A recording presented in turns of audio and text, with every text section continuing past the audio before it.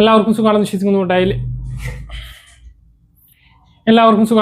Daily അപ്ഡേറ്റിലേക്ക് എല്ലാവർക്കും സ്വാഗതം.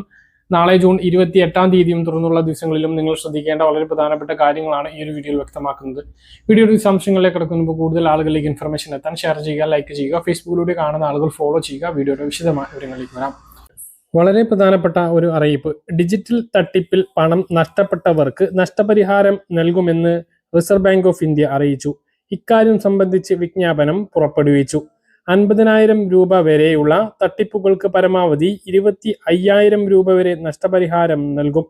2027 ജനുവരി മുതൽ നഷ്ടപരിഹാരം നൽകുന്നത് പ്രാബല്യത്തിൽ വരുമെന്നും വിജ്ഞാപനത്തിലുണ്ട്.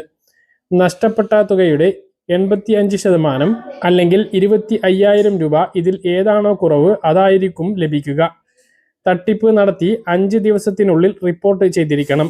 ബാങ്കിന്റെ അന്വേഷണ റിപ്പോർട്ടിനും നിബന്ധനകൾക്കും വിധേയമായിട്ടായിരിക്കും നഷ്ടപരിഹാരം നൽകുക. ഉപഭോക്താക്കൾക്ക് സാമ്പത്തിക സുരക്ഷ ഉറപ്പാക്കുന്നതിനോടൊപ്പം ബാങ്കുകളിലെ സുരക്ഷാ സംവിധാനങ്ങൾ ആധുനികവൽക്കരിക്കാനും RBI ലക്ഷ്യമിടുന്നുണ്ട്. സംശയാസ്പദമായ ഇടപാടുകൾ തിരിച്ചറിയാൻ ആർട്ടിഫിഷ്യൽ ഇന്റലിജൻസ്, മെഷീൻ ലേണിംഗ് എന്നിവ ഉപയോഗിക്കാനും ബാങ്കുകളോട് ആവശ്യപ്പെട്ടിട്ടുണ്ട്.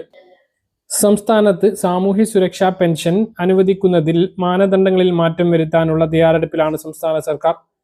സാമൂഹ്യ സുരക്ഷാ പെൻഷൻ അർഹരിലേക്ക് മാത്രം എത്തിക്കാനുള്ള മാനദണ്ഡങ്ങൾ വരുത്തുന്നതിനാണ് മാറ്റങ്ങൾ ആലോചിക്കുന്നത്. മുഖ്യമന്ത്രി VD സതീശനാണ് നിയമസഭയിൽ ഇക്കാര്യം അറിയിച്ചത്. MLA-മാരുടെ ചോദ്യങ്ങൾക്ക് മറുപടിയായിട്ടായിരുന്നു അദ്ദേഹം ഈ കാര്യം വ്യക്തമാക്കിയത്. നിലവിൽ ക്ഷേമ പെൻഷൻ ഗുണഭോക്താക്കളുടെ പട്ടികയിൽ വൻതോതിൽ അനർഹർ ഉണ്ട്. ഇത് പരിശോധിക്കുന്നതിന് പുതിയ സംവിധാനം കൊണ്ടുവരും. അമേരിക്കയിലെ ലോസ് ആഞ്ചലസിൽ താമസിക്കുന്ന ഒരാൾ തനിക്ക് കേരളത്തിലെ ക്ഷേമ പെൻഷൻ ലഭിക്കുന്നില്ല എന്ന് പരാതിപ്പെട്ട സംഭവം ചൂണ്ടിക്കാട്ടിയാണ് പട്ടികയിലെ അനർഹരെ ഒഴിവാക്കുന്നതിന്റെ ആവശ്യകത മുഖ്യമന്ത്രി വ്യക്തമാക്കിയത്. എന്നാൽ മകൻ വിദേശത്ത് ജോലി ചെയ്യുന്നു എന്ന കാരണത്താൽ നാട്ടിലുള്ള പ്രായമായ അമ്മയ്ക്ക് അർഹതപ്പെട്ട പെൻഷൻ നിഷേധിക്കുന്നത് എങ്ങനെ ശരിയാവുമെന്ന് പ്രതിപക്ഷ നേതാവ് പിണറായി വിജയൻ ചോദിച്ചു. അർഹതപ്പെട്ട ഒരാൾക്കും പെൻഷൻ നഷ്ടപ്പെടാത്ത രീതിയിലായിരിക്കും മാനദണ്ഡങ്ങൾ രൂപീകരിക്കുക എന്ന് മുഖ്യമന്ത്രി ഇതിന് മറുപടി നൽകി. പെൻഷൻ അനുവദിക്കുന്നതിന് തടസ്സമായുള്ള ഭൗതിക പരിശോധനയിലും ചില കാര്യങ്ങളിൽ മാറ്റം വന്നേക്കും. AC ഉൾപ്പെടെയുള്ള ആധുനിക സൗകര്യങ്ങൾ ഉണ്ട് എങ്കിൽ നിലവിൽ ക്ഷേമ പെൻഷൻ അനുവദിക്കുന്നില്ല. എന്നാൽ അതിൽ മാറ്റം വരാനുള്ള സാധ്യതയുണ്ട്. ചെറിയ വാഹനങ്ങൾ, വീടിന്റെ വലിപ്പം, ഇതിലെല്ലാം ക്ഷേമ പെൻഷൻ അനുവദിക്കുന്നതിൽ മാറ്റം വരാനുള്ള സാധ്യതയുണ്ട്. ഇതെല്ലാം പരിശോധിച്ച് തീരുമാനമെടുക്കുമെന്നാണ് മുഖ്യമന്ത്രി VD സതീശൻ അറിയിച്ചിട്ടുള്ളത്. ക്ഷേമ പെൻഷൻ വിതരണം തുറന്നുകൊണ്ടിരിക്കുകയാണ്. കയ്യിൽ വിതരണമാണ് ഇപ്പോൾ പുരോഗമിച്ചുകൊണ്ടിരിക്കുന്നത്. വ്യാഴാഴ്ച ദിവസം ട്രഷറിയിൽ നിന്നും പണം മാറിയെടുത്തിട്ടുള്ള സർവീസ് സഹകരണ സംഘങ്ങളാണ് ഇപ്പോൾ വിതരണം നടത്തുന്നത്. അല്ലാത്ത സഹകരണ സംഘങ്ങൾ തിങ്കളാഴ്ച മുതലായിരിക്കും പെൻഷൻ വിതരണം ആരംഭിക്കുക. 3-ാം തീയതിക്ക് മുമ്പ് എല്ലാവർക്കും കയ്യിൽ പെൻഷൻ വിതരണം പൂർത്തീകരിക്കുന്ന തരത്തിലാണ് വിതരണം ഉത്തരവ് ഇറങ്ങിയിട്ടുള്ളത്. പാസ്പോർട്ട് എടുക്കാൻ ഉദ്ദേശിക്കുന്ന ആളുകൾ ഉണ്ട് എങ്കിൽ തിങ്കളാഴ്ചയോ ചൊവ്വാഴ്ചയോ തന്നെ അപേക്ഷ നൽകാൻ വേണ്ടി ശ്രദ്ധിക്കുക. അത് കഴിഞ്ഞാൽ ജൂലൈ 1 മുതൽ വലിയ ചാർജ് ആകും.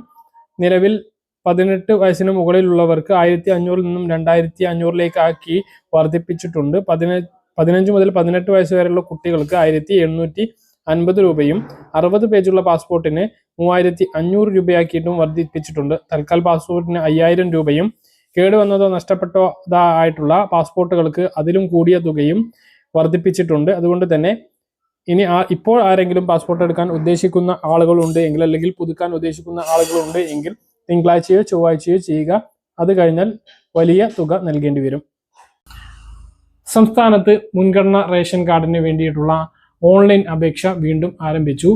UDF സർക്കാർ അധികാരത്തിൽ വന്നതിന് ശേഷമുള്ള ആദ്യ അപേക്ഷയാണ് ഇപ്പോൾ ആരംഭിച്ചിട്ടുള്ളത്. ഒഴിവാക്കൽ മാനദണ്ഡങ്ങളിൽ ഉൾപ്പെടാത്ത പൊതുവിഭാഗമായിട്ടുള്ള വെള്ള റേഷൻ കാർഡിന്റെയും സബ്സിഡി വിഭാഗമായിട്ടുള്ള നീല റേഷൻ കാർഡുള്ളവർക്കും മുൻഗണനാ വിഭാഗമായ പിങ്ക് റേഷൻ കാർഡിലേക്ക് മാറുന്നതിന് വേണ്ടിയിട്ടുള്ള അപേക്ഷകളാണ് ഇപ്പോൾ ആരംഭിച്ചിട്ടുള്ളത്.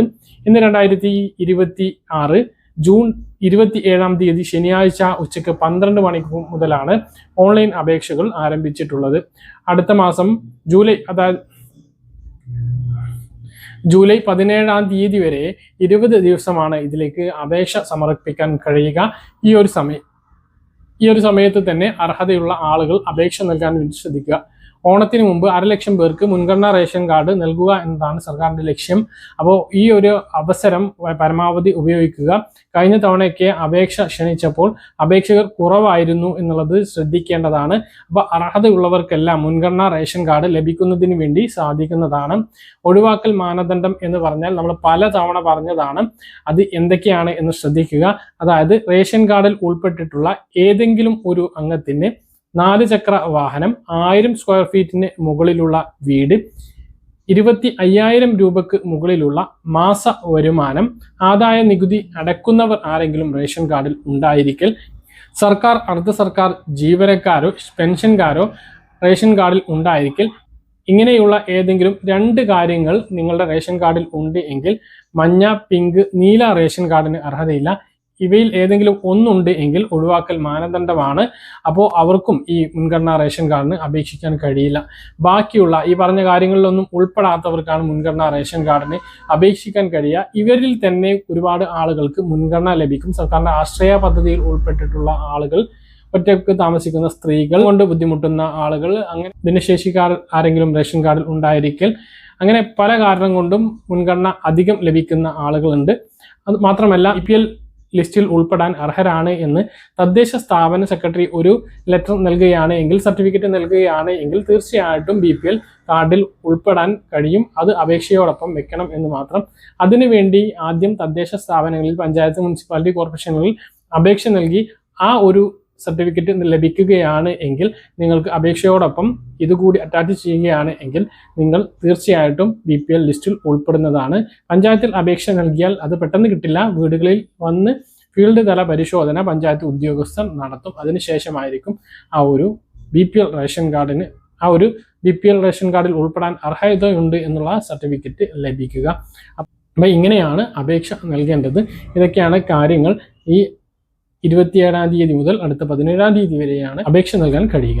മറ്റൊരു പ്രധാനപ്പെട്ട അറിയിപ്പ്, റേഷൻ കാർഡിലെ വിഹിതത്തിൽ കേന്ദ്ര സർക്കാർ മാറ്റം കൊണ്ടുവരികയാണ്. നിലവിൽ ഏറ്റവും താഴ്ന്ന വിഭാഗമായിട്ടുള്ള AAY മഞ്ഞ റേഷൻ കാർഡിൽ അരി വിഹിതം വെട്ടിക്കുറക്കാനാണ് ഇപ്പോൾ കേന്ദ്ര സർക്കാർ തീരുമാനിച്ചിട്ടുള്ളത്. വ്യക്തികളുടെ എണ്ണത്തിനനുസരിച്ച് മഞ്ഞ റേഷൻ കാർഡിലും അരി വിഹിതമാക്കുക എന്നുള്ളതാണ് ഇപ്പോൾ കേന്ദ്ര സർക്കാർ കൊണ്ടുവരുന്നത്. അരി വിതരണത്തിൽ തുല്യത പാലിക്കുന്നതിന് വേണ്ടിയിട്ടാണ് ഈ ഒരു മാറ്റം കൊണ്ടുവരുന്നത് എന്നാണ് കേന്ദ്ര സർക്കാർ ഇപ്പോൾ വ്യക്തമാക്കിയിട്ടുള്ളത്. നിലവിൽ സംസ്ഥാനത്ത് 6 ലക്ഷത്തിലധികം മഞ്ഞ റേഷൻ കാർഡുകളുണ്ട്. 18 ലക്ഷത്തോളം ഗുണഭോക്താക്കളാണ് മഞ്ഞ റേഷൻ കാർഡിൽ ഗുണഭോക്താക്കളായിട്ടുള്ളത്. ഇവർക്കാണ് അരിവിഹിതത്തിൽ കുറവ് വരിക.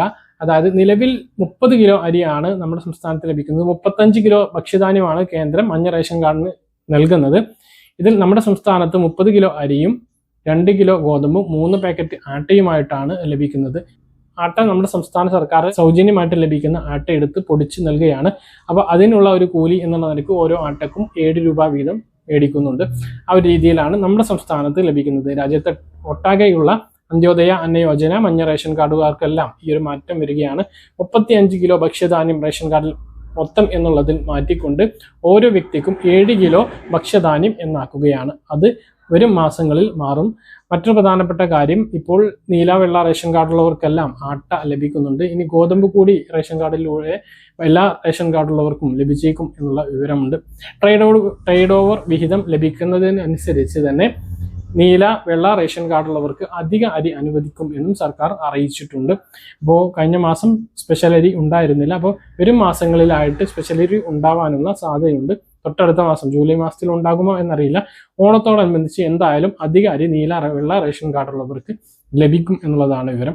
മറ്റൊരു പ്രധാനപ്പെട്ട കാര്യം, മണ്ണെണ്ണ ഈ മാസം അധിക മണ്ണെണ്ണ അനുവദിച്ചിട്ടുണ്ട്. അതായത് നേരത്തെ ഏപ്രിൽ, മെയ്, ജൂൺ മാസങ്ങളിലെ ത്രൈമാസ കാലയളവിലെ മണ്ണെണ്ണ എന്ന് പറയുന്നത് മഞ്ഞ റേഷൻ കാർഡിന് 1 ലിറ്ററും ബാക്കിയുള്ള റേഷൻ കാർഡിന് 1/2 ലിറ്ററുമായിരുന്നു. എന്നാൽ എല്ലാ റേഷൻ കാർഡിനും അത് കൂടാതെ അതിന് പുറമെ 1 ലിറ്റർ കൂടി ഇപ്പോൾ വാങ്ങാമെന്ന് സിവിൽ സപ്ലൈസ് ഡയറക്ടർ അറിയിച്ചിട്ടുണ്ട്. റേഷൻ കാർഡിൽ നിന്നും അധിക മണ്ണെണ്ണ ലഭിക്കുന്നതാണ് എന്നുള്ളത് കൂടി ഓർമ്മിപ്പിക്കുന്നു. ഇതുകൂടാതെ സപ്ലൈകോയിൽ നിന്നും സബ്സിഡി സാധനങ്ങൾക്ക് പുറമെ വേൾഡ് കപ്പ് ഓഫറും ഉണ്ട്. 11 ഇനം സാധനങ്ങൾക്ക് സ്പെഷ്യൽ വിലക്കുറവ്, ഗോളിന്റെ എണ്ണത്തിനനുസരിച്ചുള്ള ശതമാന കണക്കിൽ വിലക്കുറവ് ലഭിക്കുന്നതാണ്. അതും കഴിയുന്ന ആളുകൾ, വേണമെന്നുള്ള ആളുകൾ വാങ്ങാൻ വേണ്ടി ശ്രദ്ധിക്കുക. പറഞ്ഞ കാര്യങ്ങൾ കൃത്യമായ ഇൻഫർമേഷൻ ആണെന്ന് കരുതുന്നു. ഇതുപോലെ ഇൻഫർമേഷനുകൾക്ക് ഫോളോ ചെയ്യുക, സബ്സ്ക്രൈബ് ചെയ്യുക. മറ്റൊരു വീഡിയോയുമായി നമുക്ക് വീണ്ടും കാണാം. ബൈ.